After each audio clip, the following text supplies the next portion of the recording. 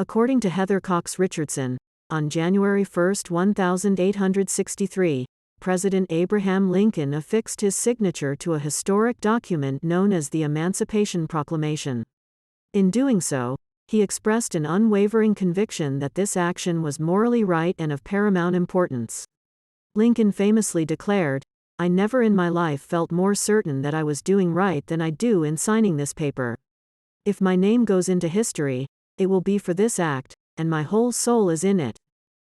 The Emancipation Proclamation, as it unfolded, stipulated that as of January 1, all persons held as slaves, within areas still under Confederate control would be declared, thenceforward, and forever free.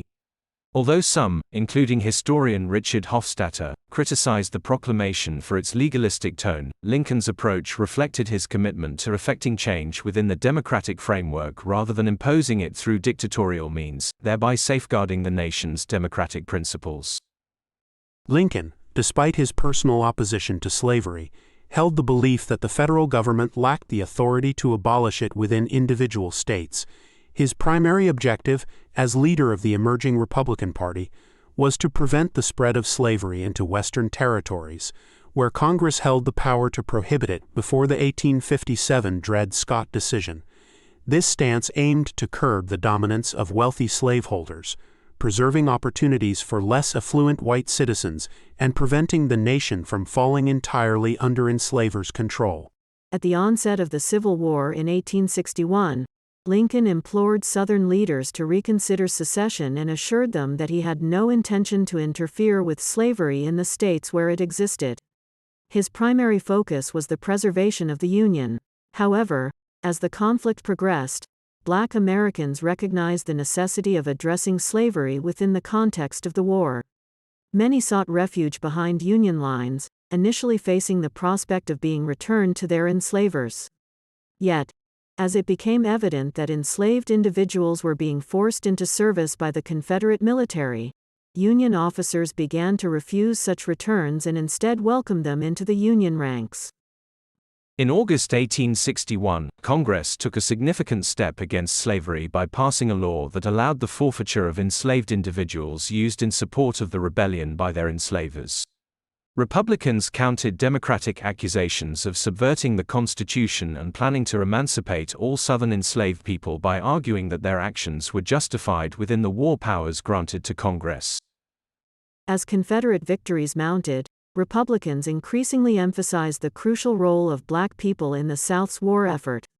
The South's reliance on enslaved labor became a focal point, challenging the notion that Black workers were inefficient, as previously claimed. By July 1862, Lincoln decided to expand his efforts to address slavery through war powers and announced his intention to free enslaved individuals remaining in Confederate-controlled territories by January 1, 1863. The preliminary Emancipation Proclamation was met with opposition from Lincoln's political opponents, who accused him of fighting a war on behalf of Black Americans. This opposition was reflected in the 1862 midterm elections, where Republicans suffered significant losses. In response, Lincoln proposed amendments to the Constitution that would delay emancipation until 1900 and provide compensation to enslavers, giving Democrats the opportunity to lead the emancipation effort as they desired.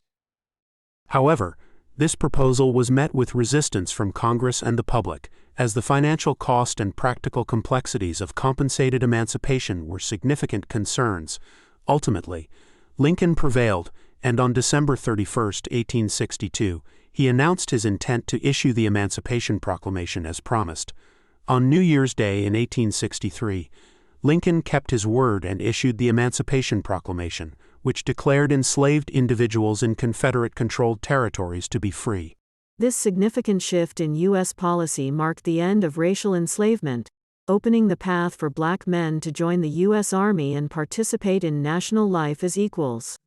While the victory was a moral triumph, it was achieved through a democratic process that excluded the voices of Black Americans and a substantial portion of white citizens who opposed emancipation.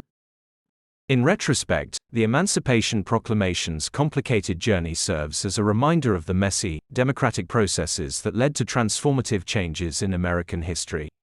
Lincoln's approach, while imperfect, allowed for a foundational shift in the nation's principles while preserving democratic norms. As Lincoln concluded, he believed this act was just, constitutionally warranted, and driven by military necessity, appealing to the judgment of humanity and the favor of God.